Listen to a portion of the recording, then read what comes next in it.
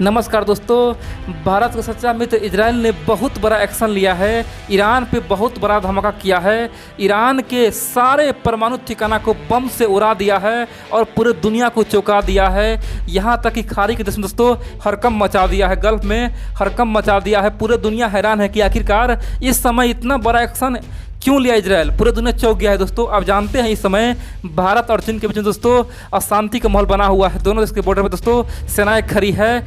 लेकिन इजराइल ने जो एक्शन लिया है ना, पूरे दुनिया को चौंका के रख दिया है। थिंक टैंकर भी दोस्तों अब सोचने पर मजबूर हो रहा है। बहुत सारे लोगों का कहना है कि यहाँ से तीसरा विश्व युद्ध का शुरुआत हो चुका है, क्योंकि दोस्तों आप जानते हैं ईरान चीन का मित्र है दोस्तों।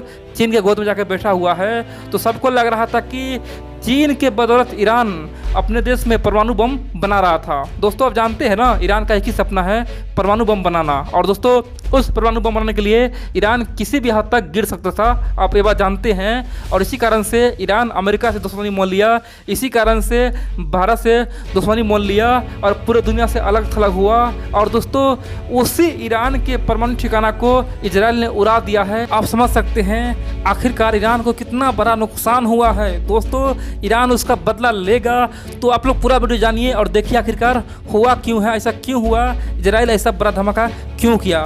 देखिए दोस्तों आप जानते हैं इजराइल का एक ही नीति है, अपने दुश्मन को चुन चुन के मारना, अपने दुश्मन को कभी छोड़ता नहीं है। दोस्तों ये सच्चाई है और यही कारण है कि दुनिया के तमाम 56 मुसलमान देश दोस्तों इस्लामिक कंट्री इजराइल से डरता है, थर थर काँपता है। दोस्तों आपको जान के आश्चर्य होगा, 1967 में इजराइल ने अकेला 56 मुस्लिम कंट्री को दोस्तों हरा दिया था, इस्लामिक कंट्री को हराया था। उसे बोलते हैं 6 डे वार। दोस्तों उस 6 डे वार में यानी कि केवल 6 दिन में सारे देश को हराया था और तभी से सारे देश इजराइल से डरता है। और दोस्तों बड़ी बात तो यह है कि इजराइल ने तब भी कहा था कि हम किसी को परमाणु बम बनाने नहीं देंगे, सबको उड़ाएंगे। और दोस्तों इसीलिए इजराइल ये पहली बार दोस्तों ईरान पर धमाका नहीं किया है, ईरान के परमाणु अड्डा को नहीं उड़ाया है। इन सबसे पहले भी इजराइल ने इराक के परमाणु ठिकाना को उड़ाया था दोस्तों, जिस समय सद्दाम हुसैन इराक के राष्ट्रपति था। दोस्तों उस समय भी इजराइल ने अपने बदौलत अपने दम पे इराक के सारे परमाणु ठिकाना को उड़ाया था, सद्दाम हुसैन का तानाशाही ख़त्म कर दिया था दोस्तों। जबकि आप जानते हैं उस समय इराक का समर्थन पूरे दुनिया कर रहा था, यहाँ तक कि अमेरिका कर रहा था, यहाँ तक कि रसिया कर रहा था, सब कर रहा था। लेकिन फिर भी इजराइल बिना डरे हुए दोस्तों इस्लामिक कंट्री को परमाणु बम नहीं बनाने दिया। दोस्तों बड़ी बात तो यह है, आप पूछें कि हम समझ गए भाई ईरान पे हमला किया, इराक पे हमला किया, तो आखिरकार पाकिस्तान के पास परमाणु बम कैसे आया? अगर इजराइल का नीति है किसी भी इस्लामिक कंट्री को परमाणु बम नहीं बनाने देंगे, तो आखिर पाकिस्तान कैसे बना लिया, क्या कारण है? देखिए दोस्तों यहाँ पे सबसे बड़ा मिस्टेक भारत से हुआ है। भारत ने दो बार बहुत बड़ा गलती किया है और उसी का नतीजा आज इजराइल और भारत दोनों भुगत रहा है। और यही कारण है कि पाकिस्तान के पास परमाणु बम आया हुआ है। दोस्तों आप जानते हैं 1977 में जब मोरारजी देसाई दोस्तों भारत के प्रधानमंत्री बने, उस समय मोरारजी देसाई का कहना था कि भारत में जो भी रॉ है और आईबी है ये बकवास है, इसका कोई काम नहीं है, पॉलिटिक्स में उसका कोई काम नहीं है, केवल पैसा खाता है। और दोस्तों इसीलिए मोरारजी देसाई ने रॉ और आईबी का सारा फंडिंग रोक दिया, यानी कि 40 से 50% फंडिंग रोक दिया। और बड़ी बात तो यह है दोस्तों रॉ और मोसाद यानी कि इजराइल का जो खुफिया एजेंसी मोसाद है और भारत का खुफिया एजेंसी रॉ है, दोनों मिलकर पाकिस्तान में दोस्तों पाकिस्तान के परमाणु ठिकानों का दोस्तों पता लगा रहा था। पाकिस्तान को दोस्तों परमाणु बम बनाने से रोकना चाहता था, इसीलिए रॉ का एजेंट और मोसाद का एजेंट पाकिस्तान में सक्रिय था। और बड़ी बात तो यह है कि ये दोनों ने दिन रात एक मेहनत करके पाकिस्तान में जहां परमाणु बम बन रहा था दोस्तों उस अड्डा को खोज लिया था, ठिकाना खोज लिया था। और बड़ी बात तो यह है कि दोनों एजेंट अपने अपने देश के सरकार को बताया। दोस्तों रॉ ने मोरारजी देसाई को बताया कि हम इसे खोज लिए हैं, उस पर बड़ा एक्शन लेने वाले हैं। लेकिन दोस्तों यहीं पे बहुत बड़ा भूल हो गया, बहुत बड़ा मिस्टेक हो गया। और यहाँ पे मोरारजी देसाई को रॉ एजेंट का तारीफ़ करना चाहिए था, लेकिन दोस्तों उसने तारीफ़ नहीं किया, बदले में उसे खूब डांटा। उसे बोला कि जल्द से जल्द पाकिस्तान छोड़ के आ जाओ, तुम पाकिस्तान और भारत के इसमें रिश्ता ख़राब करने के लिए तुले हुए हो। और दोस्तों बड़ी बात तो यह है मोरारजी देसाई ने कॉल करके पाकिस्तान के राष्ट्रपति को सब बात बता दिया, यानी कि जनरल जियाउल हक को दोस्तों फ़ोन पे सब कुछ बता दिया। बोला कि मुझे पता है आपके यहाँ क्या हो रहा है, हमारे रॉ वहाँ पे सब कुछ पता लगा लिया है, आप जल्द से जल्द अपना परमाणु बम बनाना बंद कर दे। दोस्तों लेकिन पाकिस्तान ने ऐसा नहीं किया और पाकिस्तान समझ गया कि रॉ यहाँ पे सक्रिय है। और दोस्तों अंत में पाकिस्तान ने रॉ के एजेंट को, मोसाद के एजेंट को दोस्तों चुन चुन के मारा था दोस्तों, बहुत दर्दनाक मौत दिया था और पूरे दुनिया को बताया था कि हम पाकिस्तानी कितना खुखार है, किसी को नहीं छोड़ेंगे। अगर हमारे खिलाफ जो भी षड्यंत्र रचेगा, जो भी खुफिया जानकारी इकट्ठा करेगा, उसे हम मारेंगे। दोस्तों यहाँ पे मोरारजी देसाई का बहुत बड़ा मिस्टेक है, ये आज तक पूरे दुनिया कहते आया है। यहाँ तक कि भारत के जो भी बड़े बड़े बुद्धिजीवी हैं, सबने कहा कि एक गलती के कारण से पाकिस्तान को परमाणु बम मिला था। अगर वहाँ पे मोरारजी देसाई अपने रॉ को तारीफ करता और दोस्तों प्रोग्राम के तहत पाकिस्तान पे अटैक करता, तो उसी समय पाकिस्तान का जो न्यूक्लियर बनाने का सपना था दोस्तों खत्म हो जाता, उसका परमाणु ठिकाना बर्बाद हो जाता। लेकिन ऐसा नहीं हुआ। इन सब के अलावा दोस्तों 1995-96 में जब कांग्रेस का सरकार था, उस समय भी दोस्तों इजराइल ने कई बार कहा, भारत सरकार को कई बार कहा कि आप केवल मुझे एक मौका दे, आप केवल अपना हवाई अड्डा मुझे दे, ताकि हम यहाँ पे आके फ्यूल भर के पाकिस्तान पे हम अटैक करेंगे और पाकिस्तान के सारे जो भी परमाणु बम बनाने का जो ठिकाना अड्डा है, सबको हम अकेले उड़ा देंगे, अपने दम पे उड़ाएंगे, आप मत लड़िए। लेकिन दोस्तों यहाँ पे सरकार ने फिर मना कर दिया। कांग्रेस सरकार ने कहा कि आप हमारे और पाकिस्तान के बीच में मत आए, हम खुद सुलझा लेंगे, ये पाकिस्तान का आंतरिक मुद्दा है। और दोस्तों इजराइल को यहाँ पे भी वंचित कर दिया, इजराइल को यहाँ से आने से दोस्तों मना कर दिया।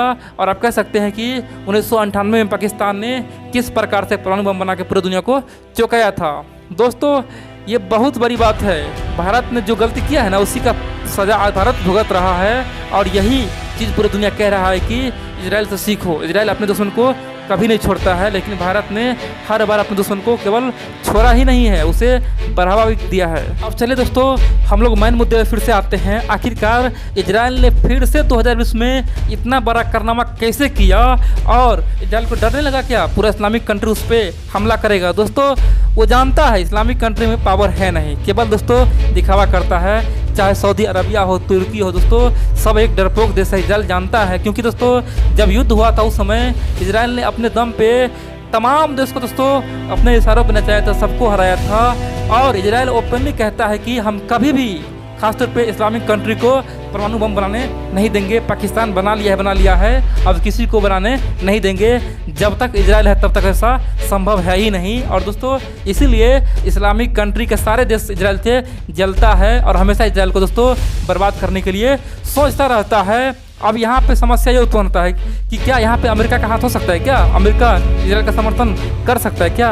देखिए दोस्तों ये तो सच्चाई है, पूरी जो दुनिया जानता है कि अमेरिका इजराइल का पूरा समर्थन आज से नहीं, शुरू से ही करते आया है, शुरू से ही करता है। लेकिन दोस्तों मान लेते हैं अमेरिका ऐसा ना करे, यानी कि अमेरिका इजराइल का समर्थन ना करे, तब भी इजराइल अपने दम पे किसी को भी बर्बाद कर सकता है। इसमें दोस्तों उतना दम है, क्योंकि दोस्तों इजराइल के पास आज सब कुछ है, परमाणु बम भी है। इजराइल के पास दोस्तों एक से बढ़कर एक आधुनिक हथियार है। पूरी दुनिया दोस्तों सोचता है, लेकिन इजराइल वो करके दिखाता है। यानी कि भारतीय सैनिक भी दोस्तों इजराइल से कई प्रकार का खतरनाक हथियार मंगाता है, गोले बारूद मंगाता है। आप समझ सकते हैं कि एक छोटा देश इजराइल आज कितना तरक्की किया हुआ है। अब दोस्तों हम जानते हैं यहाँ पे चीन का क्या दखलंदाजी था।